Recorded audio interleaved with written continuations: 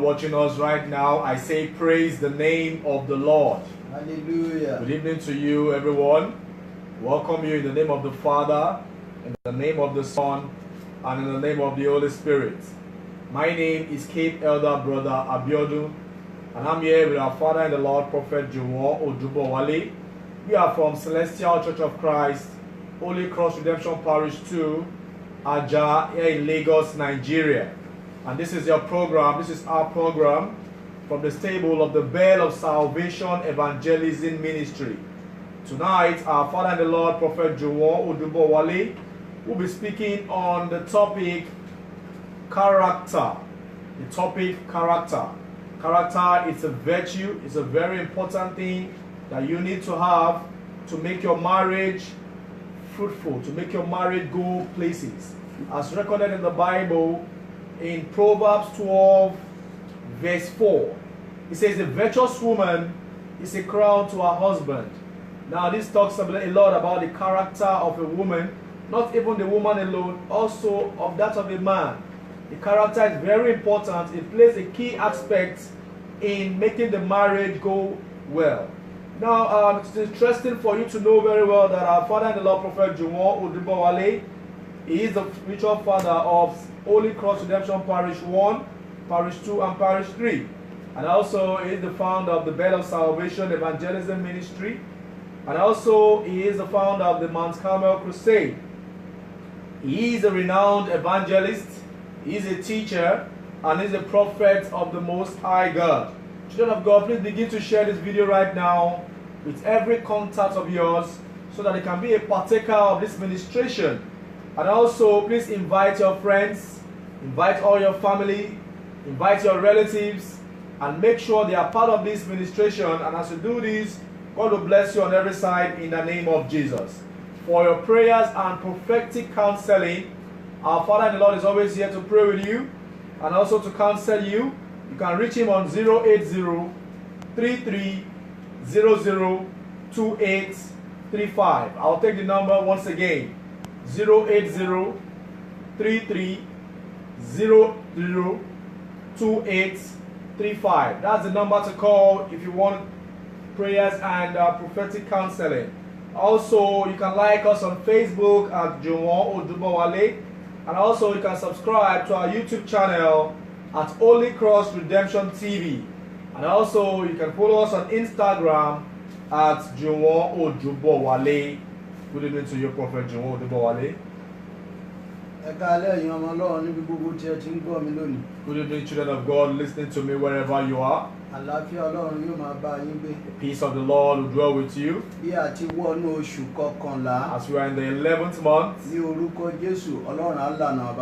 the name of Jesus, God will make ways for us. The joy that we started this month with, we'll end it with joy and peace. As the end of the year is coming, what will not make you have joy will not happen in your life. Before we go further, children of God, I want us to go in prayers. Because the prayer is the key for a Christian to walk with God. Jehovah. Jesus Christ. Holy Michael. O Lord God of Most High. The powerful one that does wonders. The King of Kings, the Lord of Lords. From last week till this very time is by your power. From the beginning of our life till today is because of you. And you made us to start this new month. In the name of Jesus, please do not depart from us. Your spirit and your power, let it uphold us. Over 1 month we'll be speaking on marriage. We'll be speaking on the topic marriage. Everyone listening to me tonight, great light enter into their homes. The power of the Most High uphold them. Every storm troubling their marriage will be stopped. Every power tormenting their home should be destroyed. Every powerful person that doesn't want the joy for the family should be destroyed. Every husband and wife listening to me at this time, the God that was with Adam and Eve,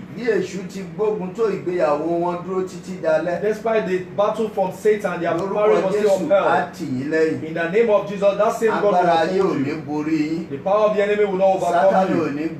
Satan will not take away your flavor. And the blessings and the mercy of God will go with you. In the name of Jesus our Lord. Children of God, wherever you are listening to me right now, I want us to still meditate and talk more on the marriage you've been discussing. Last week, I spoke on the foundations of the marriage. The foundations of the marriage. If it's standing on the love of God, there is nothing that can make such marriage crumble. Despite the battles from Satan, despite all these, such a marriage will stand. If the foundation is destroyed, the Bible recorded that what can the righteous do? But if you allow the foundation of your marriage be on Christ,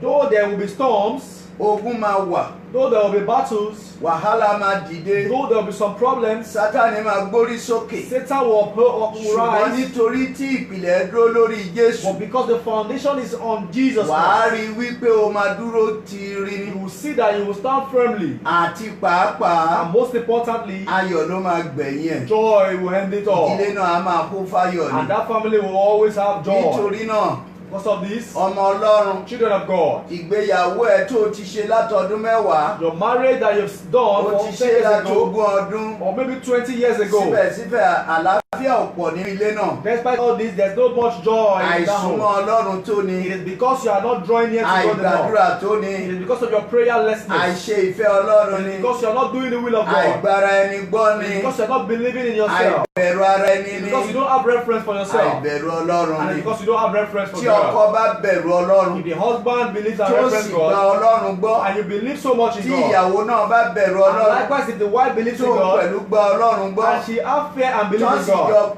bẹ̀bẹ̀ láti ọ̀dọ̀ Ọlọ́run And wá the kí two wọ́n of tó them- gbéra wọn níyàwó. and the children beg and ask from God before the marriage, Wọ́n á rí wípé Ọlọ́run ló máa ṣe they will ìtọ́ni. see that it is God that will order their steps. Gbogbo ìgbà tí èṣù bá gbéraga, Every time the Satan starts to àwọn battle them, méjèèjì ohun tó máa sọ fún ọ ní ẹ̀mí Ọlọ́run wípé ẹ lọ nínú àdúrà. the two of them, the Spirit of God will tell them to go into prayer. Nípa bẹ́ẹ̀ wọ́n á sì borí. And by doing this, they will Nínú overcome. Genesis 3:12, In the book of Genesis chapter 3 a verse rí 1, wípé nígbà tí èṣù wà rí ìgbéyàwó Ádámù àti Éfà, we saw that when Satan entered into the marriage of Adam and Eve, nítorí tí ó jẹ́ Ọlọ́run ló fún Ádámù ní ìyàwó, because it was God himself that gave Adam a wife, Ádámù tọ̀ Ọlọ́run lọ pẹ̀lú ìgboyà ńlá. Adam went to God with lots of boldness. Ó sì sọ fún Ọlọ́run pé obìnrin tó fi tì mí òun ló fà á. And he told God that it is the woman you have given unto me that caused Obìnrin this. tó fún mi ló fún mi, mo sì jẹ. The woman you gave unto me gave me the fruit and I Ìyẹn ate. wípé ó ní ìgbàgbọ́ pé Ọlọ́run ló fún òun. And that is to say, he had the belief that Bí it was God àwa that gave tí it to òde him. òní náà bá gbàgbọ́ nínú Ọlọ́run, And we also of this time, if we believe in God, wípé òun ló ń ṣohun gbogbo fún ni. that he is the one that does all things for one. Àwa náà á gbàgbọ́ pé èyí tí Ọlọ́run fún wa, We also will believe that the one God has given unto us, Ọlọ́run ló fún wa. it is God himself that gave Ìṣòro unto kí us. ìṣòro yóò ká bá pàdé And níbẹ̀, whatsoever problems we may encounter in Ọlọ́run such ló máa case, yanjú ẹ̀. God himself will solve Wàhálà kí problems. wàhálà yóò kó dé, Whatsoever problems that may arise, a gbọ́dọ̀ bẹ̀rù, we must not be afraid. a gbọ́dọ̀ fòyà. We must not be afraid. Bákan náà a gbọ́dọ̀ ṣojo, Likewise, we must not be afraid. nítorí tí a ní ẹni náà tó ń gbà wá là, Because we have the one that can save us. ẹni náà tó lè ṣàṣeyọrí The fún wa, one who will make us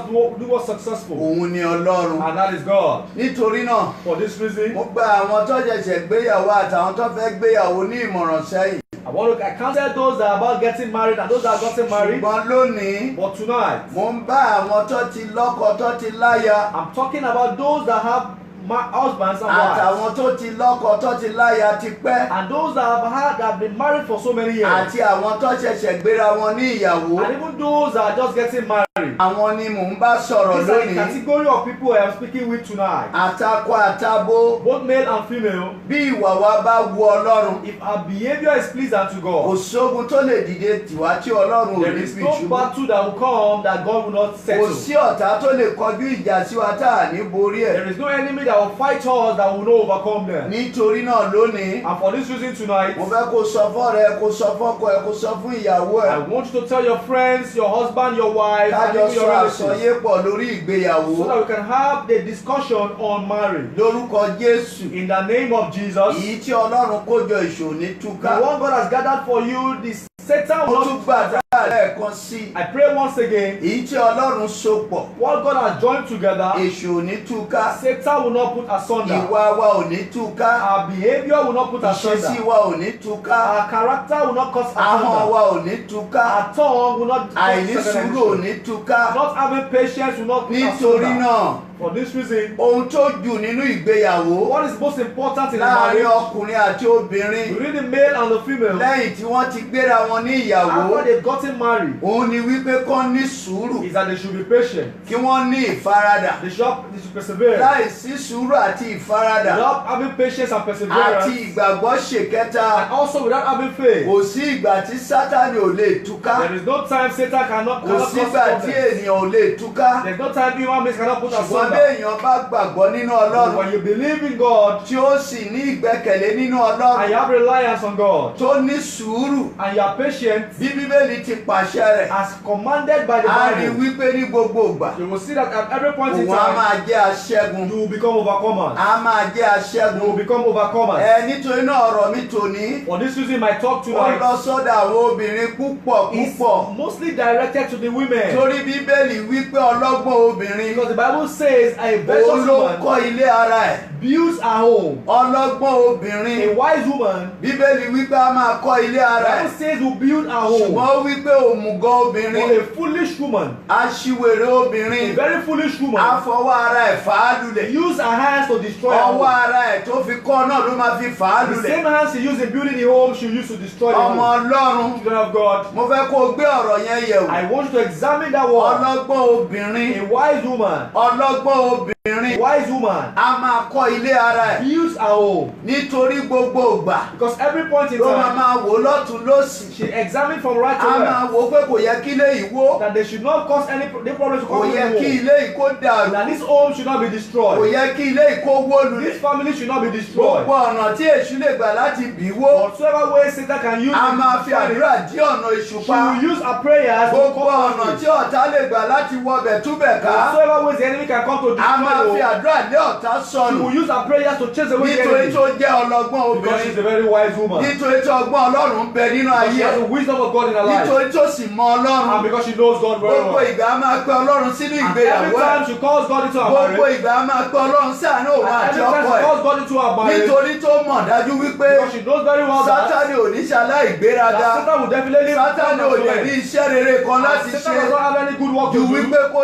ṣe ìkà other than to do ju evil, wípé kó ba ohun tó dára other jẹ́ than to destroy what is good. nítorí náà ọlọ́gbọ́n And obìnrin because of this, a wise a máa woman kọ́ ilé ara ẹ̀ build her home, a máa kọ́ ilé ara ẹ̀ build her home. ṣùgbọ́n òmùgọ̀ But obìnrin a foolish woman, tí Bíbélì pè ní aṣiwèrè that a obìnrin Bible called a foolish òun woman, á tún fọwọ́ ara ẹ̀ fà á such lulẹ̀ a woman will use her hands to destroy nítorí you. nígbà tí ìbínú bá dé Because when anger comes kò up, ní lè tọ̀ Ọlọ́run she lọ won't be able to approach nígbà God. tí ìṣòro bá dé When problems kò approach, ní lè gbàdúrà she won't be able to pray. ṣùgbọ́n Sátánì á yọ́kẹ́lẹ́ But Satan will sneak a sì wọnú ilé and lọ enter such home. òun fúnra rẹ̀ ló máa ní dẹrù òun síta And she herself will say, òun "Leave fúnra me rẹ̀ ló máa alone." bẹ̀rẹ̀ sí ní ṣépè fọ́kọ She ẹ̀ herself will begin to curse òun the fúnra rẹ̀ husband. ló máa bẹ̀rẹ̀ sí ní bú ìyá She ọkọ herself will begin to curse òun the fúnra rẹ̀ ló mother-in-law. máa sọ̀rọ̀ sí bàbá ọkọ She herself will begin to curse the gbogbo àwọn mother-in-law. tó lè bí ọkọ nínú ló máa sọ All the things that can annoy your torí husband, she will Sátánì begin to ti say. gbàgà ó ti jókòó sínú ayé Satan is dwelling in her heart. Sátánì ti wọnú ayé Satan is already dwelling in Sátánì her á heart. sì mú kó máa ṣìwà And Satan will make her to Sátánì á mú kó máa sọ̀rọ̀ Satan sọ will make her speak wrongly. Sátánì á mú kó da ilé Satan rú will cause her to destroy her Sátánì á home. mú kó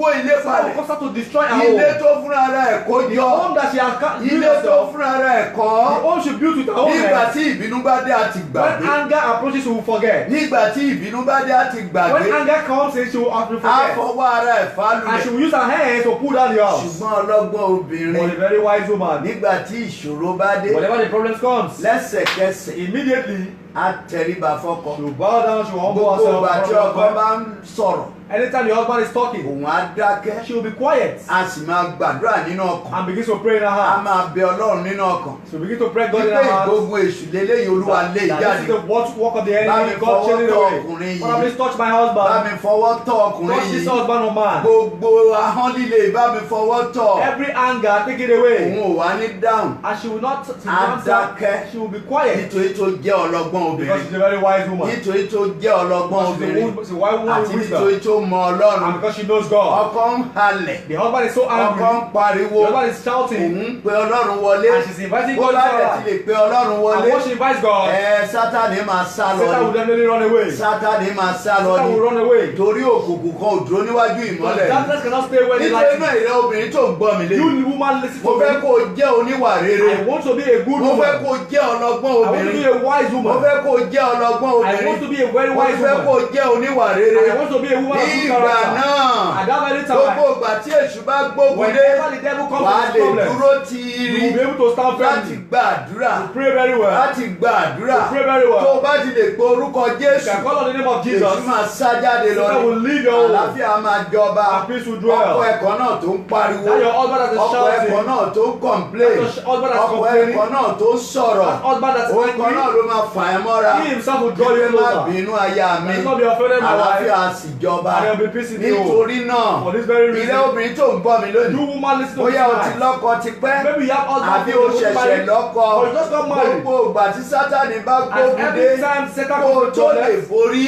before you can wà á overcome, ní ìrẹ̀lẹ̀ you need to be very wà á humble. ní sùúrù You need to be very wà á sì patient. jẹ́ ọlọ́gbọ́n And you need to be very nípa wise. ṣíṣe By bẹ́ẹ̀ doing all this, Ọlọ́run máa tì ẹ́ God himself will lẹ́yìn follow láti lè you, jẹ́ kí ìdílé ẹ̀ kó so that your dúró home can be láti lè upright, jẹ́ kí ìdílé ẹ̀ kó so that your láyọ̀ house can have the joy. nítorí Bíbélì sọ Because wípé the Bible says ọkùnrin ò gbọ́dọ̀ dá wà a man should ó not be ní alone. ohun tí ò dára The Bible ní says it's something very nínú bad. Genesis The 2:18 book of Genesis Ọlọ́run 2 sọ verse pé ohun tí 18. kò dára The ní Bible says that it's not something wípé kí good ọkùnrin kó dá wà for a man to be alone, ọkùnrin kó máa dá gbé for a man to stay láì alone, láya lọ́dọ̀ without having a wife. nítorí náà Ọlọ́run ló pèsè aya fún And Ádámù for that reason, God Ọlọ́run provided a fún ní wife. aya for tirẹ̀ Adam. God gave Adam an Ádámù own sì wife. rí ó fa nǹkan ẹ̀ mọ́ra Adam saw the woman ó and loved wípé her. èyí ni egungun nínú egungun And mi he said that this is the àti woman of ẹran God, ara nínú ẹran ara and the mi flesh of my ó wí flesh, pé obìnrin la ó máa and pè she é will be called woman. àwa ọkùnrin And women, a lè dá wà we should not be láì alone, sí obìnrin except we be a bákan náà woman. ni obìnrin And likewise a kò woman lè dá dúró should not stand láì alone. sí ọkùnrin Not having a husband. nítorí náà Ọlọ́run dá wa fún ara And wa that's the reason God created us àjọ for each wà other. fún ara wa We are for one láti another. ṣe ìrànlọ́wọ́ So that fún we ara can wa help me for ourselves. ìrẹ́ ọkùnrin tó ń gbọ́ mi You man, listen to ọ̀rọ̀ me. náà kàn ẹ́ I have a message for you. láì ní sùúrù Without having àti patience, ṣọkọ obìnrin ó máa to be lera a husband will láì be ní very difficult. ìfaradà Without having àti kó perseverance, obìnrin sílé kó pẹ́ ó máa ṣòro being the one will be láì very difficult. gbàdúrà dáadáa Without praying very ilé well, lè dàrú at the any home can time be destroyed at any oye time. ọjọ́ tó ti dá gbé Look at the number of years láti you've been ìgbà staying alone. tó ti di ọkùnrin At the time you became a oye man, ọdún tó ti dá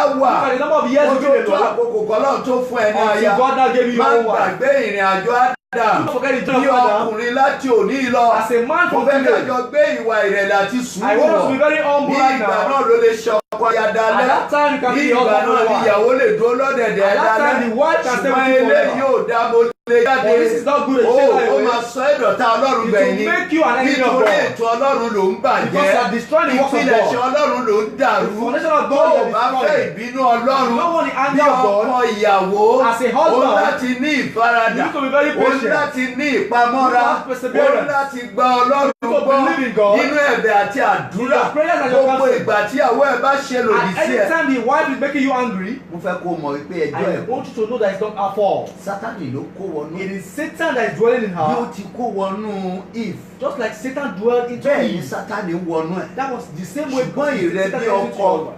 You as the husband, ohun tó yẹ kó o ṣe ni what you wípé should do is kó o kọ́kọ́ lọ bá Ọlọ́run quickly go to kó o God. tó dáhùn lóhùn lọ bá Before you Ọlọ́run. answer, I go to wàá rí God. wípé nínú ìrìnàjò Ádámù You will see that in the journey of ní Adam, ìgbà tó dé when he came, kò lọ bá Éfà he did not go to Eve. Ọlọ́run sọ pé ibo ló wà God called him, where ó are ní mo you? gbóhùn rẹ mo sì farapamọ́ I said, I heard your voice and I kò hid blame myself. Éfà rárá He did not blame Eve at nítorí all. náà ìrẹ́ tó ń wá òfin tó tó You looking for a ìrẹ́ ọkùnrin tó ní ìfaradà You that are not, you don't have ilé ò patience. lè túra The house cannot be peaceful. gbogbo ìgbà ló lè gbẹ̀gbin mọ́ra Every time you cannot take ó shame. fẹ́ máa ṣe orí ṣá You want to become the head at every time. lódodo orí ni wà Truly we are the ṣùgbọ́n head. ní ọ̀pọ̀ ìgbà But many má times, gbàgbé pé ẹran ara wa ni obìnrin tá a don't ní forget that the flesh is nínú our woman. egungun wa ni Ọlọ́run ti yọ jáde The woman came from the bone of our nítorí bone. náà láti ní sùúrù fún And for wọn this reason, we have to be very patient Ádámù for ní them. sùúrù fún tiẹ̀ Adam had patience kò for kọjú Eve. ìjà sí He did not fight níṣẹ́ ni her. ò bàjà He did not fight kò her for máa any bá reason. rojọ́ He did not even quarrel with her. kàkà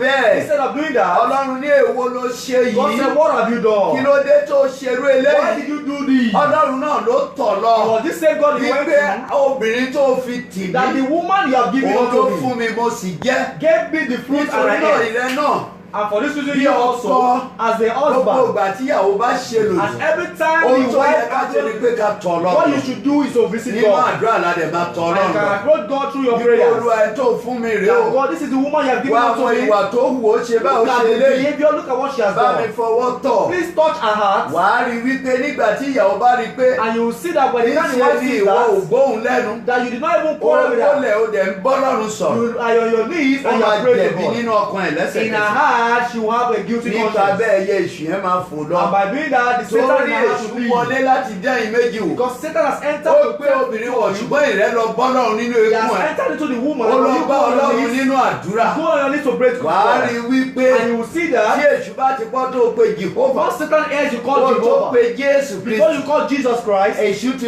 fò jáde Satan lọ. will quickly run away. Wàá rí wípé ibi tó kúnlẹ̀ sí. You will see that when you are Ó máa rí ìyàwó ẹ̀ tó máa kúnlẹ̀ sílẹ̀. Nígbà tó máa rí àdúrà, á bẹ̀rẹ̀ sí ní sunkún, á máa you bẹ̀ẹ́ need ni. to cry and begin to Nítorí náà láti lè jẹ́ kí ìdílé dúró. so that the whole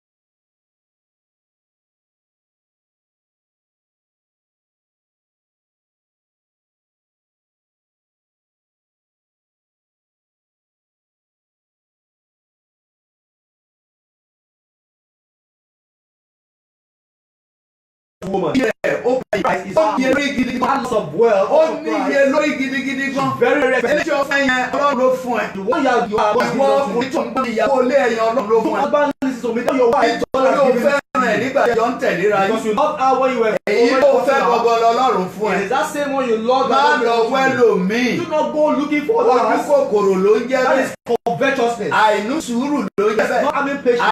Àìní faradà ló ń jẹ́ Not bẹ́ẹ̀. having perseverance. Àìní gbàgbọ́ ló ń jẹ́ Not bẹ́ẹ̀. having belief. Àìsinmi lé Ọlọ́run ló ń jẹ́ And not bẹ́ẹ̀. having reliance Kò on sí God. ìwà tí ìyàwó ẹ lè ní. No matter the Tí behavior Ọlọ́run of kò your lè wife, ṣàtúnṣe ẹ̀. that God cannot Kò fix. sí ìwà tó lè ní. There is no behavior you may Tí have Ọlọ́run kò lè túnṣe. that God cannot fix. Tó o bá mú ọ̀rọ̀ ìyàwó ẹ̀ tọ̀ Ọlọ́run You lọ. approach God Ṣé with bí your òun ló dáa? Is she who is the Gbogbo one that agbárí created her? àtọpọlọ ẹ̀ ó wà All lọ́wọ́ her Ọlọ́run. behavior, all her Bí behavior. Ọlọ́run fọwọ́ tọ̀. Ask God to Ẹ̀mí touch her. ìbínú àti èpè. Of anger and Ẹ̀mí cursing. ìjà àti asọ̀. Spirit of fight and strife. Aṣájáde kò Will nínú run ayé away ìyàwó from the ẹ̀. life of your wife. Àlàáfíà sì jọba. And peace will Ó reign. ní ta ni ó rí obìnrin oníwà Say, rere. find a virtuous woman. Nítorí iye rẹ̀ kọjá For yìí. her price is far above rubies. Ẹsẹ̀ kọkànlá. Verse 11. Àyà ọkọ rẹ̀ gbẹ́kẹ̀lé As her husband doth safely láì trust in her. bẹ̀rù. Don't trust in her. Nítorí tó jẹ́ obìnrin rere. Because she's a virtuous woman. Nítorí tó jẹ́ obìnrin Because she's a rere. virtuous woman. Bíbélì wípé àyà ọkọ rẹ̀ á The Bible recorded gbẹ́kẹ̀lé that the heart of her husband doth safely trust in her. láì bẹ̀rù. Without fearing. Bẹ́ẹ̀ ni òun kì yóò ṣe aláìní èrè iṣẹ́. So that he shall have no need of spoil. Kí ni ìwà rere? What is good behavior? Kí ni ìwà rere? What is a virtue? Kí ni obìnrin rere? Who is a virtuous woman? Ìwà rere ni ìbẹ̀rù Ọlọ́run. A good behavior is the fear of God. Ìbẹ̀rù Ọlọ́run ni ìwà rere. The fear of God is good Bó o behavior. bá bẹ̀rù If Ọlọ́run, you do not fear God, ìwà ẹ ò lè dà. your behavior can be Ṣùgbọ́n bó good. o bá bẹ̀rù But Ọlọ́run, if you fear God, nítorí tó o gbọ́ Ọlọ́run because you gbọ́, believe in God, gbogbo ìtọ́lọ́run pa láṣẹ fún wa. everything God has Nínú commanded ìwé us ìyè tí a mọ̀ sí in òfin the mímọ́ only yìí. Bible that we know as the only commandments. Ìwé òfin mímọ́ yìí. The only commandment. Nítorí tó o bẹ̀rù Ọlọ́run. Because you believe in and fear Èyí tó God, ní ìwọ kò gbọ́dọ̀ ṣe. the one He commanded you O not ò to ní do, ṣe é. you will not do Èyí them. tó ní ká ṣe. The ones He commanded us to Òun do, ló máa see ṣe. that the ones you will do. Ìwà rere ni ìbẹ̀rù Ọlọ́run. The good behavior is the fear Ìbẹ̀rù of God, Ọlọ́run ni ìwà rere. and the fear of God is Kí good obìnrin kó behavior. tó wá lè jẹ́ oníwà For a rere. woman to be a weapon of good Obìnrin yẹn ní behavior, láti bẹ̀rù such a Ọlọ́run. woman needs to fear God. Obìnrin yẹn láti gba Such Ọlọ́run a gbọ́. woman needs to believe in God. Obìnrin yẹn láti sinmi lé Such a woman Ọlọ́run. needs to rely on God. Obìnrin yẹn láti máa gbàdúrà Such a nígbà woman needs to gbogbo. pray fervently. Nítorí ẹni tó ń gbàdúrà. Because the one who prays fervently. Ó mú ọ̀rọ̀ rẹ̀ tọ̀ Ọlọ́run lọ. He's taking a case to Ó God. sì ń retí èsì láti ọ̀dọ̀ And Ọlọ́run he's wá. expecting a reply Ẹni from tó tọ̀ God. Ọlọ́run lọ nínú àdúrà. The person that goes to God in Dandan prayers. ni Ọlọ́run máa gbọ́ tirẹ̀. Surely God will answer Ọlọ́run the sì person. máa tọ́ sọ́nà. And God will direct such a Nítorí person. náà, For this reason, tóbìnrin bá jẹ́ oníwà rere. if a woman has a good Láti behavior, ojú ọ̀nà nígbà tó ti ń fẹ́ra while wọn. they were cutting, Òun ló ti máa hàn nínú ìwà àti it ìṣesí would have ẹ̀. been evident in her Ọkọ behavior. ẹ̀ á ti wò ó pé ọmọbìnrin ìwà ẹ̀ dá. Although would have seen that this woman is very Ọmọbìnrin good. yìí ó ṣe é gbẹ́kẹ̀lé. This woman can be relied on. Ọmọbìnrin kì í parọ́. This woman does not tell lies. Ọmọbìnrin kì í bínú. This woman does not get angry unnecessarily. Ọmọbìnrin tó bá ṣe ó máa ń tètè This gbàgbé woman ẹ̀. has a forgiving spirit. Àwọn nǹkan tó máa wò pọ̀ These rèé. are the things the man will do. Ọmọbìnrin yìí ó ní ìrẹ̀lẹ̀. This woman is very humble. Ọmọbìnrin ó ní This ìtẹríba. woman has lots of humility. Ọmọbìnrin yìí ó máa ń sòdodo. This woman is very truthful. Kì í ṣèké. She will not tell lies. Bẹ́ẹ̀ ni kì í parọ́. And she will not backbite. Gbogbo ìgbà báyìí. At every Bó time, o bá ń bá sọ̀rọ̀, a máa ní ìwà pẹ̀lẹ́. she has lots of humble Àwọn spirit. nǹkan bẹ́ẹ̀ ọkọ ẹ̀ á ti máa wò láti ojú ọ̀nà. These are the virtues that the husband will see Ìyẹn when ni they were nígbà tó cutting. bá wá gbé ní And ìyàwó. by the time he get married to her, Àyà ẹ̀ á gbẹ́kẹ̀lé bí the Bíbélì heart ti of wọ́. that man will rely on her. Ọkàn ọkọ ẹ̀ á wá gbẹ́kẹ̀lé. And the heart of that man Tó will ló come mọ̀ to trust in wípé her. rere ló ń wá ní gbogbo ọjọ́. Because he knows that he's Ó a good jáde woman lọ that síbi good. iṣẹ́. He goes to work. Ó jáde lọ síbi òwò. He has gone to his business. Irú obìnrin bẹ́ẹ̀ jáde lọ síbi But ìtajà. as such a woman goes to a Báíbù business kò market, jẹ́ kúrò nínú báàgì ẹ̀. the Bible will not Torí leave her ní handbag. títẹ̀ tó bá ní níbi Because the little iṣẹ́. time she has at the place of Ó máa work, lọ sínú ọ̀rọ̀ Ọlọ́run. she will go into the Holy Bible. Láti lè tún gba díẹ̀ sí So orí. she can have lots of knowledge. Láti lè túbọ̀ ní òye So she Ọlọ́run. can have lots of knowledge about God.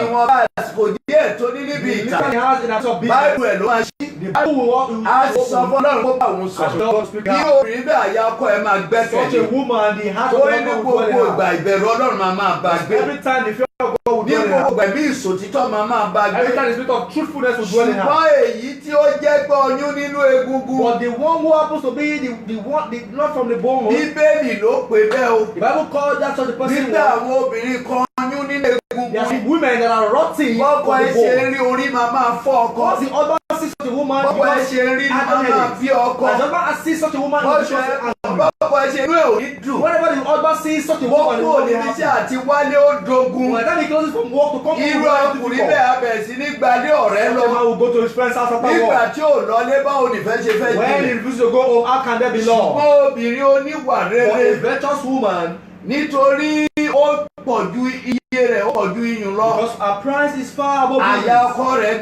gbẹ́kẹ̀lé láì bẹ̀rù. Heart of her husband does safely Bẹ́ẹ̀ ni there, òun kò sì ṣe aláìní so èrè that he iṣẹ́. shall have no need for sport. Ẹsẹ̀ kejìlá wípé Verse 12 says, rere ni obìnrin náà yóò máa ṣe fún un. do him good Kì í ṣe búburú and not evil ní ọjọ́ ayé rẹ̀ gbogbo. all the days of her life. Rere ni ó máa ṣe fún She un. will do him good. Bí wọ́n ṣe máa di púpọ̀ ló máa How they rò. can increase, that's what Bí we are àwọn thinking ọmọ of. ṣe máa ṣoríire ló máa How rò. the children can make Bí progress, wọ́n that's ṣe what máa we lọ are thinking sílé ìwé lálàáfíà ló of. máa How they rò. will go to school, that's what she'll be thinking Kì í of. ṣe wípé kọ́kọ́ lọ síbi iṣẹ́. Not that when the husband goes to Ó work, ti gbápò tí ìjà sílẹ̀ dé. and she will be prepared to fight for him when he Obìnrin comes. oníwà rere A virtuous woman, ní gbogbo ìgbà rere lọ́kùnrin and máa every rò. time she thinks of something good, Ìlọsíwájú ló máa she will pinnu. always look for something good for Àti progress. ṣoríire ló máa rò. She will be thinking of how to Bí make ọkọ ẹ progress. ṣe máa di ńlá ló máa How the rò. husband can be in, can be Bí well, àwọn that's what she'll be òṣèré thinking of. wálẹ̀ ló máa rò. Not how they will come down. Àdúrà ló fi máa ràn án lọ́wọ́. She will help that man with Ó prayers. jáde lọ́bi iṣẹ́ láàárọ̀. Whenever the husband goes to work in the Ó máa morning, gbàdúrà fún ọkọ she ẹ̀. will pray for the Ó man. ń padà bọ̀ ní àṣálẹ́. Coming back to the at Àdúrà night, ló máa fi she pàdé will ẹ̀. welcome the husband with prayers. Ṣùgbọ́n obìnrin oníwà búburú For a woman that's not having good behavior, nítorí àìlè gbàdúrà. because of not prepared, being unable to pray, Torí ẹni tó lè gbàdúrà because a prayerless kò person gbé Ọlọ́run sínú will ìgbéyàwó. not invite God into the Irú marriage. àwọn èèyàn bẹ́ẹ̀ And such category of people, Sátánì ò kì í kúrò lọ́dọ̀ wọn. Satan will not depart from them. Àléébù ọkọ ẹ̀ ló máa rí. She will continue to look for the flaws of the husband. Àléébù ọkọ ẹ̀ ló máa She wá. will continually look for the flaws of Àní the ọkọ husband. inú àrùn She will sùn. see the husband and gets angry Bí unnecessarily. ìjà ṣe máa dé ló máa How rò. they will fight and quarrel, that what Kí she will be ìyẹn kí thinking pàápàá àti dáhùn dogun. of. And even when the husband should greet her, she will not answer.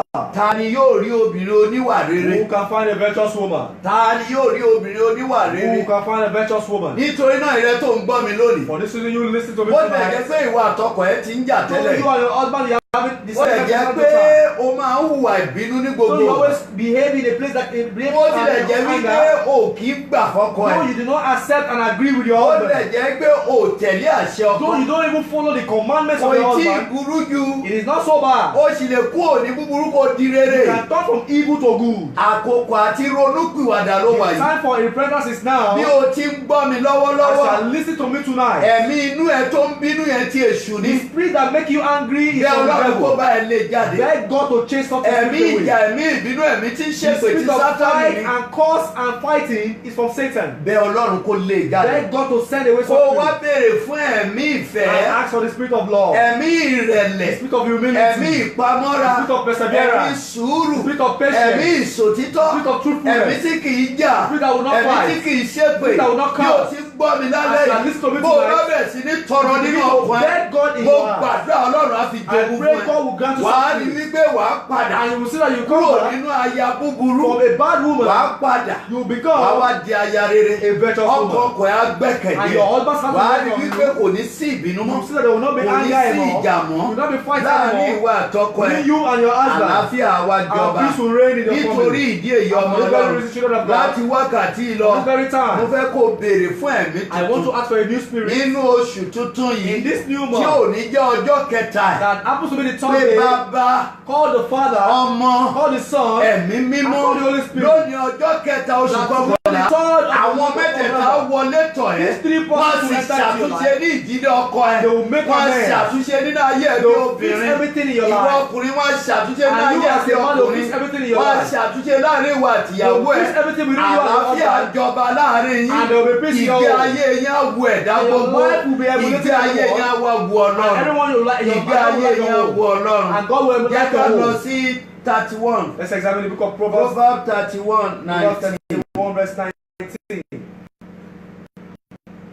irú obìnrin bẹ́ẹ̀ Such a woman, ó fi ọwọ́ rẹ̀ lé owú ọwọ́ rẹ̀ sì di ìrànwú she layeth her hands to the spindle, and her hands hold the distaff. ó na ọwọ́ rẹ̀ sí tálákà She stretched out her hand to the poor. nítòótọ́ ọwọ́ rẹ̀ sì kan aláìní. She reached forth her hands to the needy. obìnrin rere là ń sọ We nípa are talking about a virtuous woman. obìnrin rere là ń sọ We are nípa speaking of the virtuous woman. irú obìnrin yẹn Such a woman, bí ọkọ ti ń ṣiṣẹ́ as the honest woman, òun náà máa ronú wípé she also thinking ó yẹ that kí èmi náà dáwọ́lé nǹkan I kan need to put my hand ó to ní ó something. fọwọ́ rẹ̀ lé ìrànwú The Bible says she stretched ó out fi her hand. ọwọ́ rẹ̀ lé ìrànwú She lays her hands to the ó spindle. pẹ̀lú ṣiṣẹ́ And she also is bí working. bọ́kọ bá mú owó wá That it does not make some tó money. náà bá fi díẹ̀ And kú she also supports ó the máa son. pọ̀ sí ní They will have lots to kò ní spend. ní ohun kan lọ́tọ̀ They won't have anything kò ní separate. ní ohun kan ní They ìkọ̀ will not have anything easy. kò ní ní ohun kan ní She will not ìpamọ́ have anything easy. ọkàn ọkọ rẹ̀ á And gbẹ́kẹ̀lé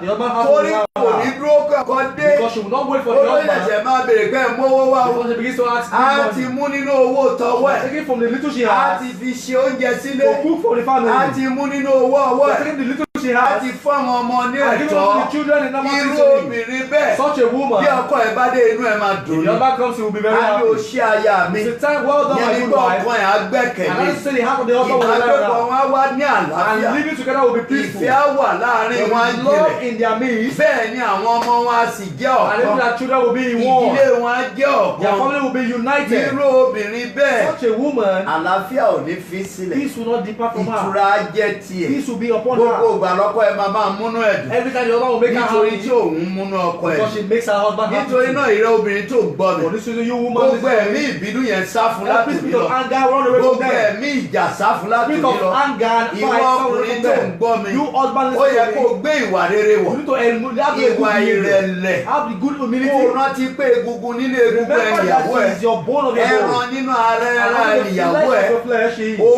obìnrin ní She's a woman. kò lágbára tó ẹ She has no power ó than you. nílò àti nà nígi You don't need to beat kì í her. ṣe màlúù She's not a bí kò cow. ṣe kó fọwọ́ ra But lára you need to just ìwọ caress náà her. wò ó tí kòkòrò bá bù ẹ́ jẹ You see when a ó an mọ bó insect ṣe máa bites bẹ̀rẹ̀ sí ní fọwọ́ ra you, see the way bẹ̀ you begin to títí scrub the oró place. kòkòrò máa fi jáde Until that thing bí goes away. yànmùyànmú bá bù ẹ́ jẹ If a ó monster mọ bó bites you, ṣe máa sáré pa á you see the way you just tó kill yẹ it. máa fọwọ́ ra bẹ̀ And you tó caress máa that tún place. fòògùn sí And you put medicine bó in yẹ it. kó ṣe fún ìyàwó ẹ̀ So nìyẹn also should apply that gbogbo for ìgbà tó your bá wife. mú ẹ bínú Every time she calls you to níṣẹ́ ni angry, kò fà á mọ́ra draw her near torí to you. ìrẹ ni ọkọ Because you are the ìrẹ ni husband, orí you are the head, ìrẹ ni àgbà you are the ṣé ni kò senior. fà á mọ́ra Draw her kó near fi òye yé and make her láti lè understand mú un bọ̀ sípò to bring her to kí normal. ìrìnàjò ìwà àti ẹ̀kọ́ So that lè your journey can be lálàáfíà smoothful and nítorí náà peace. arákùnrin àti arábìnrin Because of the children bí ẹ of ti God, ń gbọ́ mi lónìí as you are listening ìrẹ to my obìnrin you mo woman, fẹ́ kó làkàkà I want to láti strive ṣe ìfẹ́ Ọlọ́run to do the will of God, láti ṣe ti Ọlọ́run to do the love of láti God, gbọ́ràn sí Ọlọ́run to listen to God, lọ́rùn what God láti has said, ní ìwà ìrẹ̀lẹ̀ to have humility, àti pé kó o mọ àdúrà gbà and also to know how to torí pray. ìjì kò ní ṣàìdé o Because storms will definitely ìjì come. ò ní ṣàìdé Storms will kò definitely sí bí come. ọkọ̀ ẹ lè ti There fẹ́ràn ẹ is no tó way, no much Sátánì máa gbé ìjì dìde Satan wọ́n will lè bring storms to your èṣù family. iṣẹ́ ti ẹ̀ That nìyẹn is the work of Satan. ìkà ni akiri ṣe It's bí ní evil, it goes about nítorí doing náà evil. For this mo reason, rán ẹ létí I'm lónìí reminding you wípé ní tonight, gbogbo ìgbà and every time, máa múra begin to prepare de Sátánì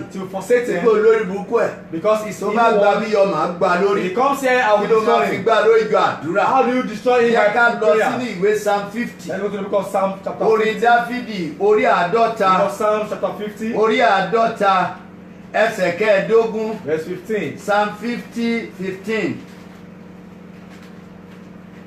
Bíbélì wípé Bible says, kí o sì ké pè mí cry unto me ní ọjọ́ ìpọ́njú on the day of trouble, èmi ó sì gbà ọ́ and I'll save you. ìwọ ó sì máa yìn mí lógo I will glorify my ìrẹ name. obìnrin tí ò ń gbọ́ mi You woman, àti ìwọ ọkùnrin tí ò ń gbọ́ mi and you man, listen to me. ọjọ́ tí ìbínú bá dé Whenever anger comes, ọjọ́ tí ìjà bá dé whenever fight comes, ọjọ́ tí èṣù bá dé whenever Satan comes, ọjọ́ yẹn ni ọjọ́ ìpọ́njú at that time is the day of ọjọ́ yẹn ni trouble. ọjọ́ wàhálà It's the day of problem. ṣùgbọ́n Ọlọ́run fi dá ẹ But lójú God make you to wípé understand gbogbo ìgbà tí èṣù bá that wọlé whenever Satan comes gẹ́gẹ́ in, bí obìnrin oníwà rere as a righteous gẹ́gẹ́ woman, bí obìnrin tó páyà Ọlọ́run as a woman who has gẹ́gẹ́ fear bí for God, obìnrin tó bẹ̀rù as a Ọlọ́run woman who fears ohun God, tí Éfà ò ṣe ni mò ń sọ fún ẹ what lónìí Eve refused to do is ohun what I'm tí telling Éfà you. yà kó tó kọ̀ láti ṣe ni mò ń sọ fún What ẹ Eve refused to do is ohun what I'm tí telling Éfà ò you. rántí ṣe nínú What ọgbà Eve did not Édẹ́nì remember to do is òun what ni I'm mò telling ń you. sọ fún ẹ That is yìí what I am telling you ìrẹ tonight. obìnrin You woman, lọ́dẹ̀dẹ̀ ọkọ in your husband's house,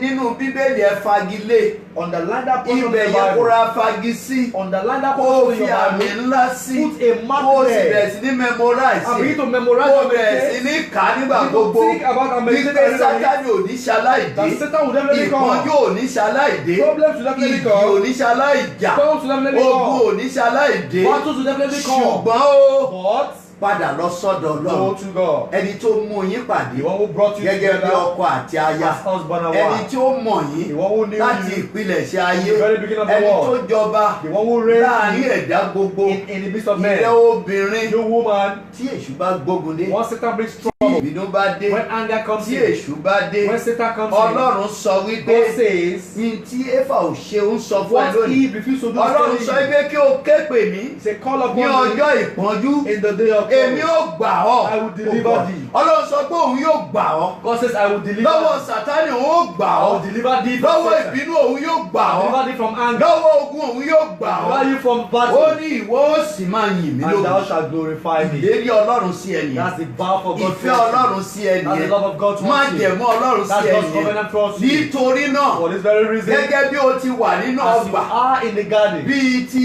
Éfà àti just Ádámù like Adam and Eve, nínú ayé in yìí this world, mọ̀ dájúdájú pé know very well that Sátánì ń lọ káàkiri Satan goes ayé about helter ó ń lọ skelter, káàkiri ayé going from place to place. ìdílé tó bá dùn lòún dẹ̀ fẹ́ And he wọ̀ always want to go to láti a lọ home bà that's bẹ̀ peaceful, jẹ́ so that I can go and àti destroy láti them. mú kí ibẹ̀ kó And dàrú to make such a home be nítorí náà destroyed. ìrẹ́ tó ń wò mí You watching me wákàtí tonight, gbogbo apá ibi tí èṣù ń gbà every part the Satan is gbogbo ọ̀nà tí going, Sátánì ń gbà every way Satan is láti bà approaching, ìgbéyàwó ẹ̀ to jẹ́ destroy your láti family, bà ìdílé ẹ̀ to jẹ́ destroy your láti marriage, da ìdílé ẹ̀ rú to destroy your home. lórúkọ Jésù In the name of Jesus, iná ọ̀run á jó èṣù the pa fire of the Lord will gbogbo destroy Satan. ìránṣẹ́ Sátánì Every messenger èyí of tó lè Satan gbẹ̀bọ̀dè sí ẹ that can come to you, lọ́wọ́lọ́wọ́ Ọlọ́run á at this bì time wọ́n God will ṣubú destroy them. gbogbo alágbára ayé Every powerful tí one ó in the rí ìwà world àtọkọ ẹ that see bí you ẹ and ti your ń yọ̀ husband, mọ́ra yín as you are bẹ́ẹ̀ ti enjoying ń fọwọ́ yourself, kọ́ra yín as you are bẹ́ẹ̀ ti married, ń ṣohun gbogbo as you are doing all ṣọ̀kan things tí in inú ń unison, bí and it's so ní angry. orúkọ Jésù In the name of Jesus, irú ọkàn bẹ́ẹ̀ a man, Olúwa gbéṣẹ́ ńlá lé wọn God lọ́wọ́ will give them a big work. àìrójú àìrá ìlọ́lọ́run máa fi ta wọ́n They will have lọ́rẹ no opportunity to ìdílé see you. àgbèrú títí Your dópin home will àlàáfíà be yóò forever. máa bí sí And there will be peace nítorí everywhere. náà For this very pé reason, Ọlọ́run sínú ìgbéyàwó invite ẹ̀ God into your pé marriage, Ọlọ́run sínú ìṣòro invite ẹ̀ God into your pé Ọlọ́run problems, sínú wàhálà invite God tó into ní that problem ó you are, ṣetán láti gbà and He's ready to ó deliver you. ṣetán láti ṣẹ́gun He's ready to bring ó victory. ṣetán láti gbàlà He ready to give you ojú ò victory. mà ní tiẹ̀ And you will not be put to ó shame. mà ní ṣubú You will fọ̀tayọ̀ not fall for the enemy to gbogbo laugh at rere you. tí ó ṣe ló máa All yọrí the good things you have gbogbo ohun done tó will come to pinnu ní fulfillment. òpin ọdún yìí Ọlọ́run ṣe fún ẹ Everything you have been jẹ́ your ká hand sáré will lọ do for sínú you. ìwé ìyè ọmọ Let's Ọlọ́run also go to the Bible again, once again.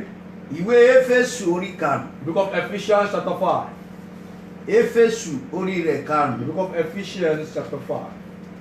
yẹ ká wo ọmọ Ọlọ́run láti ẹsẹ̀ kejìlélógún Ephesians 5:22 Ephesians chapter 5. ó verse sọ 22. wípé It says, ẹ̀yin aya wives, ẹ máa tẹríba fún àwọn ọkọ submit yourselves unto gẹ́gẹ́ bí your fún own husbands Olúwa as unto the Lord. gẹ́gẹ́ bí fún Olúwa As unto the Lord. obìnrin rere là ń sọ nípa We ẹ̀ are talking about a virtuous woman. obìnrin oníwà rere A woman with a bó o virtue. bá fẹ́ padà di oníwà You want to rere become a virtuous woman. o ní láti bẹ̀rù You need Ọlọ́run to fear God. bó o bá dẹ̀ bẹ̀rù And when Ọlọ́run you fear God, wàá bẹ̀rù òfin Ọlọ́run you fear His wàá bẹ̀rù commandments. àṣẹ Ọlọ́run You fear His àṣẹ commandments. Ọlọ́run là ń kà fún ẹ The yìí commandment of God will nínú happen to you. Ephesians 5:22 In the yẹn book of Ephesians ó 5 wí verse pé ẹ̀yin 22. aya It says, wives, kò sọ pé ẹ̀yin ọkọ o not gbogbo one, ẹ̀yin obìnrin ló bá all women ẹ̀yin entirely. aya tẹ́ ẹ ti lọ́kọ Wives, ó ṣẹ̀ṣẹ̀ lọ́kọ ní o or you just got tàbí married, o ti ní látọgbọ̀n or you ọdún not married, you've been married for ohun tó years. lè ṣe What you need to tí do kò fi ní sí ìjà that will not tí that will èṣù not cause òfin ní problems, wàárín yín that will not make Satan come to táàdúrà yín your máa glory, fi gbà that will make your prayers táwọn ọmọ yín máa answered, fi yàn tán máa that your yanjú children will prosper, tí àlàáfíà máa fi jọba that nínú will ilé make yín peace reign in your òun home. ni wọ́n sọ fún ẹ That is what he's ó telling you wí right pé ẹ̀yin now. aya He says, ẹ wives, tẹríba fún àwọn ọkọ yín submit yourselves unto your gẹ́gẹ́ bí husband fún Olúwa as unto the ṣó Lord. rí ibi tí Ọlọ́run gbé lọ That see the way God has gẹ́gẹ́ taken bí it. èèyàn ti ń tẹríba fún Olúwa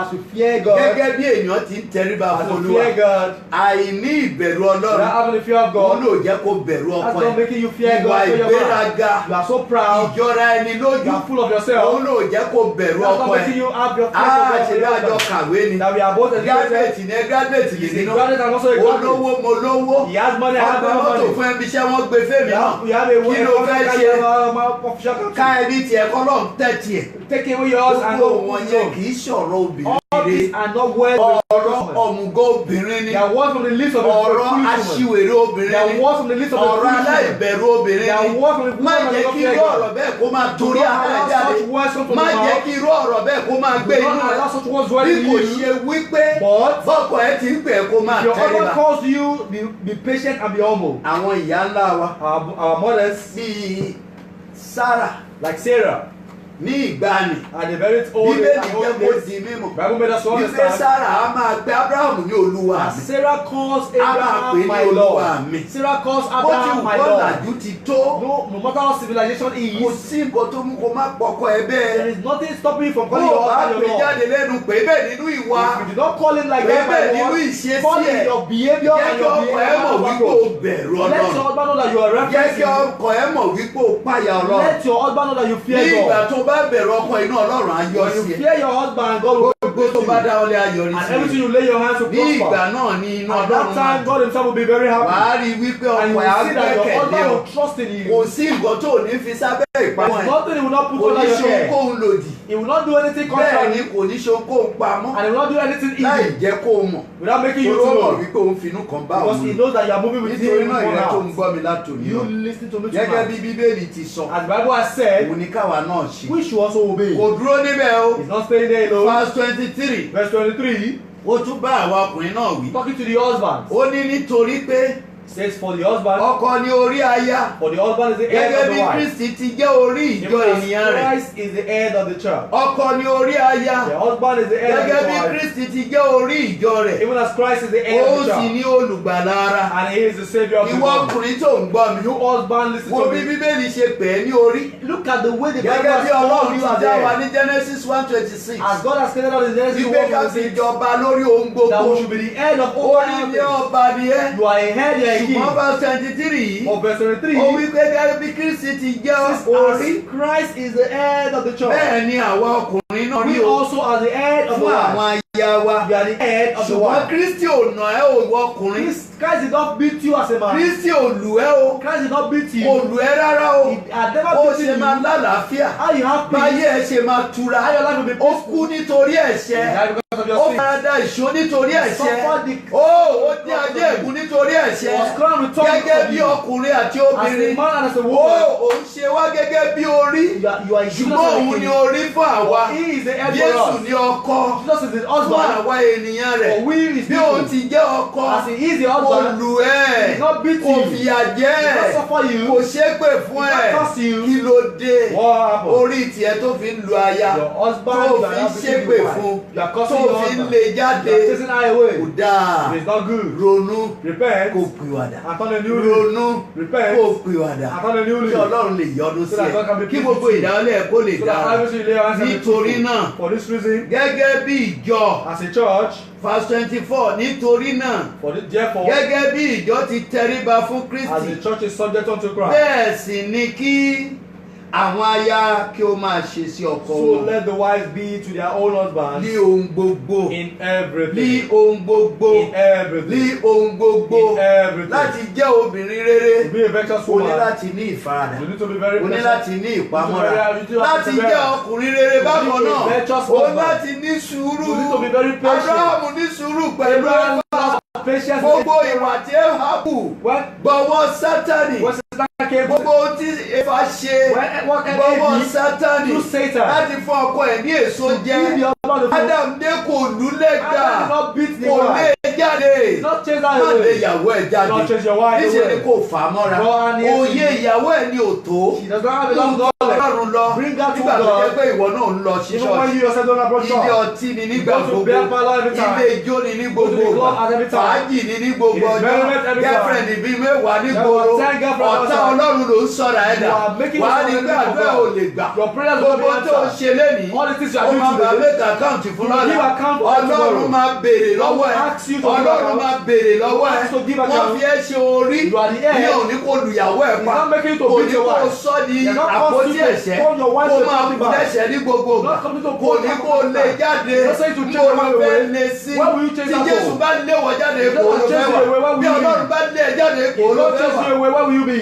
Nítorí náà, For this reason, ìwọ ọkọ you husband, fàyàwó ẹ̀ mọ́ra. draw your wife close Ìwọ to you. ìyàwó You wife, tẹríba fún ọkọ ẹ̀. you humble to Jẹ́ your wife, obìnrin oníwà husband, rere. as a virtuous Jẹ́ woman. ọkùnrin oníwà Be a rere. virtuous husband. Jẹ́ ẹni pẹ̀lẹ́ ní ìgbà gbogbo. Patience. Mo tún tẹ̀síwájú nínú Ephesians 5 yẹn. Verse 25. From verse Ó wí 25 pé down. ẹ̀yin ọkọ Say, husbands, ẹ fẹ́ràn àwọn aya yín. love your wife. Gẹ́gẹ́ bí Kristi ti fẹ́ràn ìjọ Even as Christ also tí ó loved the sì church fi ara rẹ̀ fún. and gave himself Tí ó for sì it. fi ara rẹ̀ He gave fún. himself for it. Nítorí náà, For this reason, we ìwà là ń sọ nípa are ẹ̀ talking about your behavior. pàápàá ìwà rere. Most importantly, good Yorùbá sọ pé behavior. òun lẹ̀ ṣọ́ ènìyàn. Bible says the beauty of the Nítorí náà man. ìrẹ́ tó ń gbọ́ mi. You watching me Ìwà tonight. búburú ò léèrè. Evil behavior has no Ìbínú profit. Ọlọ́run ló máa ń fà It wá. causes the anger of Ìwà God. búburú ò dáa. Evil behavior Ó is máa ń not gbọ́n good. ire dànù lọ́wọ́ It takes ènìyàn. away blessings from the Ìwà man. ìlérè ò dáa. Without having good Bí ṣe ló behavior, máa ń dọ̀nà ènìyàn. it can destroy your Mo ways. gbàdúrà fún ọ tó ń gbọ́ I mi. pray for you watching me. Gbogbo èyí tó ti bàjẹ́ ní ọ̀nà ẹ̀. Everything that is Alágbára destroy your á tún ways, ṣe. God will fix them. Nínú oṣù kọkànlá Ọlọ́run á In the month lànà of àbáyọ November, God fún will show you ways. ògo ẹ̀ á farahàn. Your glory will O ò manifest. tún má mú bọ́ oore You will mọ́. not lose it Ìlérí again. á di mímú Your ṣẹ. promise will come to Ṣùgbọ́n fulfillment. tẹ̀lé òfin But Ọlọ́run. obey the commandments of Tẹ̀lé God. òfin Ọlọ́run. Obey God's commandments. Tẹ̀lé òfin Ọlọ́run. Obey God's commandments.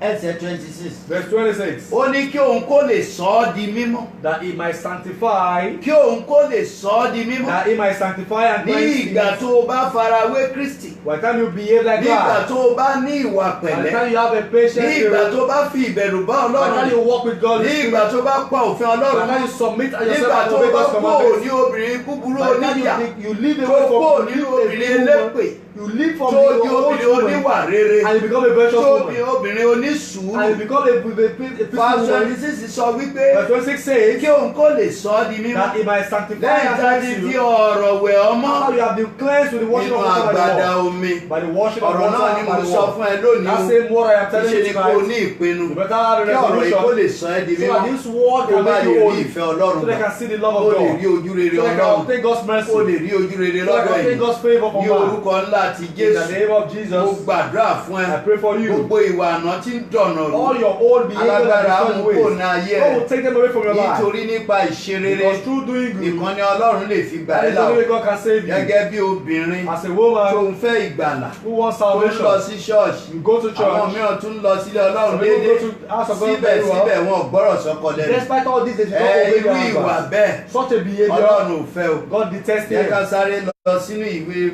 1 Timothy. Let's examine the book of 1 Timothy. Timothy kínní. 1 Timothy. Jẹ́ ká wo ẹsẹ̀ ìkẹẹ̀ẹ́dógún ẹ̀.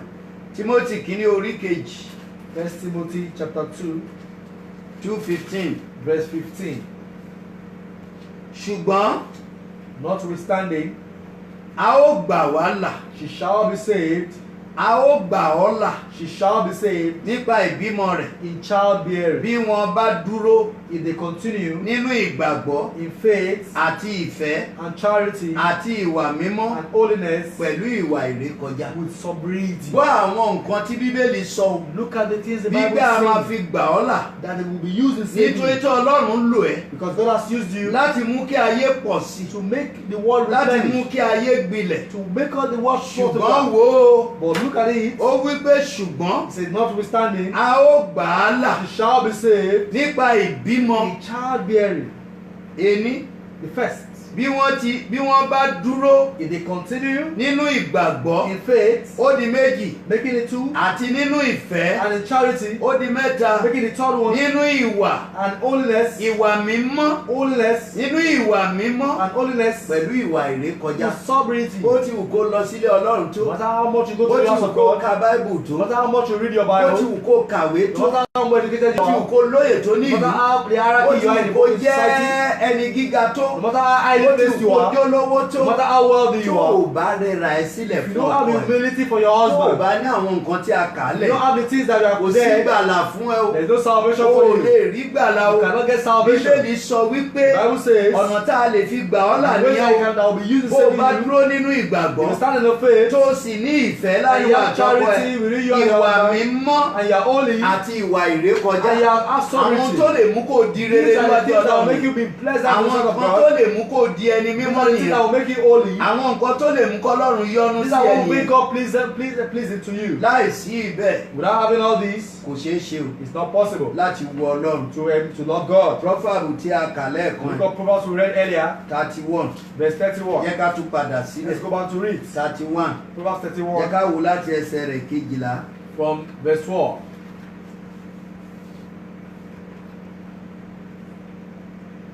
Ó wí pé rere ni obìnrin náà yóò máa ṣe fún He says she will do him kì í good ṣe búburú lọ́jọ́ ayé rẹ̀ and gbogbo. not evil all the days of her Obìnrin life. náà yóò máa ṣàfẹ́rí kúùsù She seeketh wool àti ọ̀gbọ̀ and flax ó sì fi ọwọ́ rẹ̀ ṣiṣẹ́ tuntun. and walketh willingly with her hands. Ó fọwọ́ rẹ̀ ṣiṣẹ́ tuntun. And walketh willingly Ó with her hands. dàbí ọkọ̀ oníṣòwò. She is like the merchant ship. Ó sì mú oúnjẹ rẹ̀ She bringeth her food láti ọ̀nà jíjìn rere from wá. afar. Ó ń ran ọkọ lọ́wọ́. She's helping the Ó ń husband. ṣe sí ilé. She's doing for the Ó ń household. ṣiṣẹ́ rere. She does good Ẹsẹ̀ things. kẹẹ̀ẹ́dógún. Verse Ó 15. ní òun á sì dìde She riseth. nígbà tí ilẹ̀ kò tí ì mọ́. Also why it is yet now. Obìnrin tó ní ìwà rere. A virtuous woman. Obìnrin tó bẹ̀rù ọkọ. A woman that has Bíbélì reference sọ from God. wípé The Bible says ọkọ á máa sùn wọ́n á ti the dìde. husband will be asleep. She will Wọ́n á ti arise. dìde She will arise nígbà tí ilẹ̀ kò tí ì mọ́. when it is not yet Á now. sì fi oúnjẹ And she gives fún needs ènìyàn ilé rẹ̀ to her household àti iṣẹ́ òòjọ́ rẹ̀ and a portion fún àwọn ọmọbìnrin rẹ̀. to her maiden. Á ti dìde She will rise. òòjọ́ ìwọ o.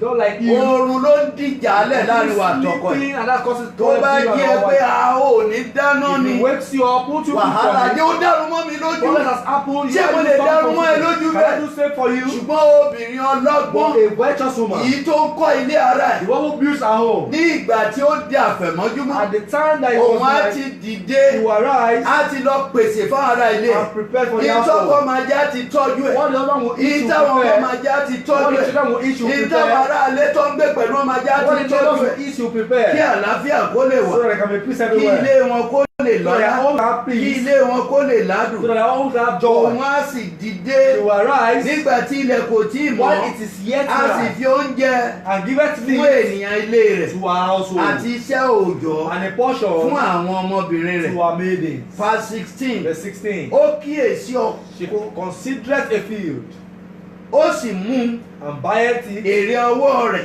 with the fruit of yóò her fi hands. gbin ọgbà àjà. She planted a vineyard. Nínú ohun tí òun kó jọ, In what she has gathered, ó tún fi gbin ọgbà àjà. she used to build a vineyard. Nígbà tóun bá máa harvest, Now by the time she harvests, nígbà yẹn ni àwọn á di at that púpọ̀. time they will have lots Bí of ọkọ ti grain. mú púpọ̀ wálé, As the other makes òun lots, náà mú púpọ̀ she wálé. also will bring lots. Ìdílé wọn á wá di And their alábùkún. home will be pleased. Nítorí náà, For this reason, kò jọ ìwọ o, she's not like àfi you, kó o sùn kalẹ̀, except for you to sleep. àfi kó o sùn kalẹ̀. You only want to sleep O ò throughout. ní dáná You lásìkò. will not cook at the right Ní tó ń time, díjà nìyẹn. and that causes Mo problems. tẹ̀ mọ obìnrin kan I know of a woman ní àwọn ọdún púpọ̀ sẹ́yìn. many years back. Bàbá ẹ̀ lówó gan. Her father was very Bàbá ẹ̀ wealthy. lọ́lá gidi. Her father was very, very Ó wealthy. dẹ̀ ní àkọ́bí bàbá And ẹ̀. she was the Ó first sì issue. jẹ́ ọmọ obìnrin. And she was a woman. Ní ìgbà tó tó àkókò And when the time came láti lọ sí ilé ọkọ, for her to go to the husband's bàbá ẹ̀ house, pe àwọn eléré ńláńlá. her father called Ó all pe the Sunny musicians. Adé. Sunny Adé was Ó pe invited. Lìgálí Mọ̀káíbà láti Kali Ẹ̀pẹ́. Mukaiba was Ó invited for pe the Sunny friend. fún àwọn ọ̀dọ́. Even Sunny Adé was Ó pe invited. Lìgálí fún àwọn àgbàlagbà. The regalia was for the elders.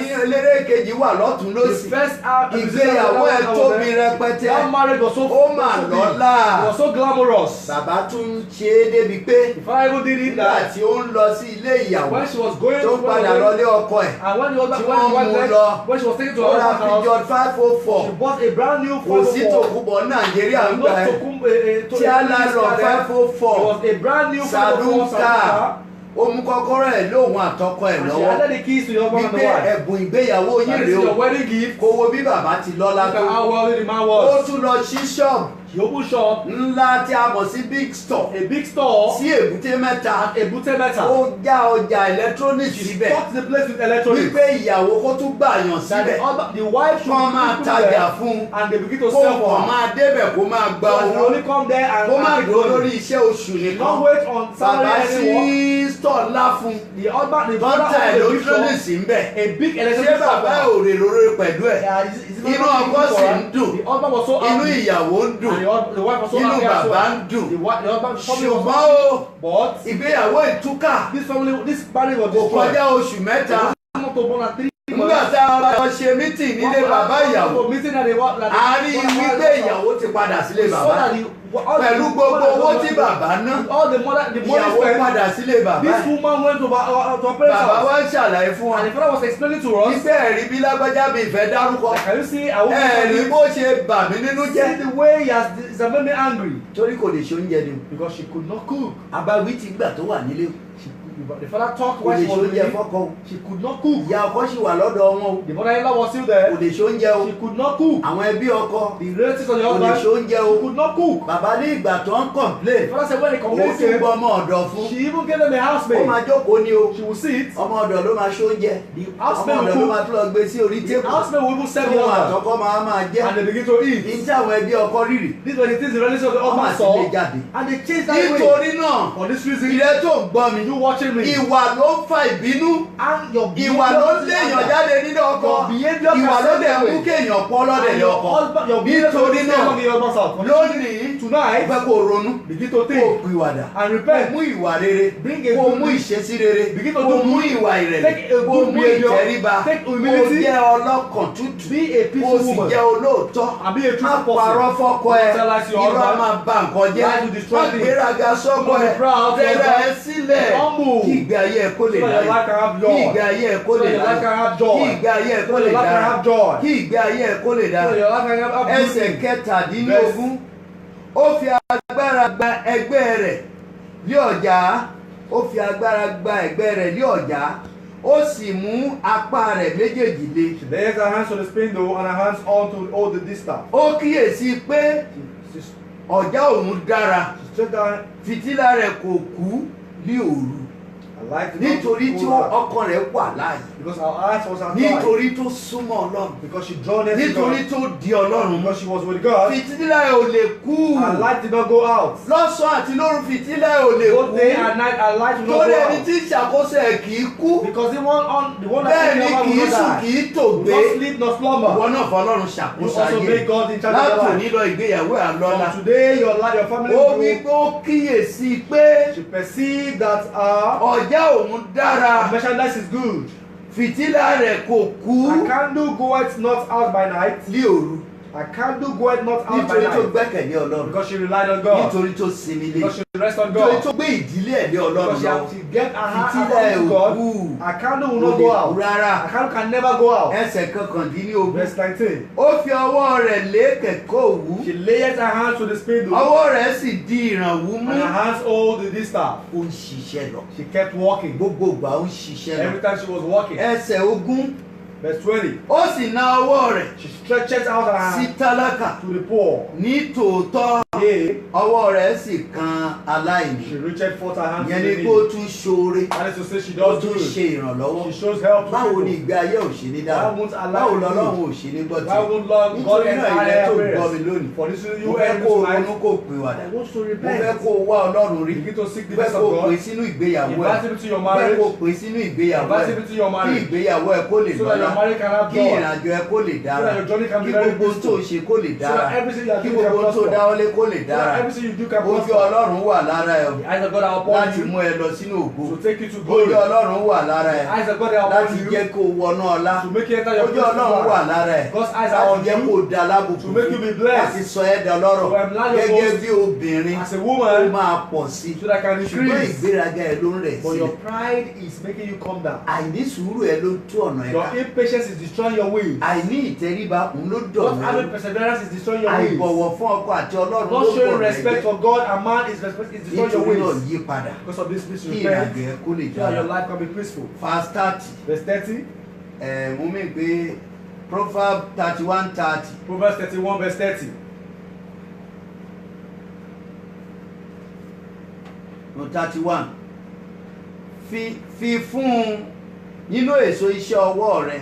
Give Jẹ́ out kí of the iṣẹ́ ọwọ́ ara rẹ kí ó sì yìn ní ẹnubodè. give out of the fruit of our hands, and let our own works praise her in the gates. Fi fún un Give her nínú èso iṣẹ́ ọwọ́ rẹ. of the fruit of our hands. Nínú èso iṣẹ́ ọwọ́ rẹ. Of the fruit of our hands. Jẹ́ kí iṣẹ́ ọwọ́ ara rẹ And let our own works kí ó yìn praise her ní ẹnubodè. in the gate. Láti wákàtí lọ. At this very Wàá time, rí wípé tó o bá ti ṣe you bẹ́ẹ̀. will see that if you do Òun máa this, dúró tiẹ̀. she will stand by Kò ní you. fi ẹ́ sílẹ̀. He will not abandon you. Gbogbo ohun tó ń ṣẹlẹ̀. Everything Òun happening, lòun ti mọ̀ ṣáájú. he knows. Ìyá ọkọ tó máa dààmú ẹ̀. The mother that will Òun á trouble ti you, lọ farahàn. he will show Á ti himself bá to ẹ̀ pa her lẹ́nu mọ́. and keep her quiet. Ẹ̀gbọ́n ọkọ tó máa dààmú ẹ̀.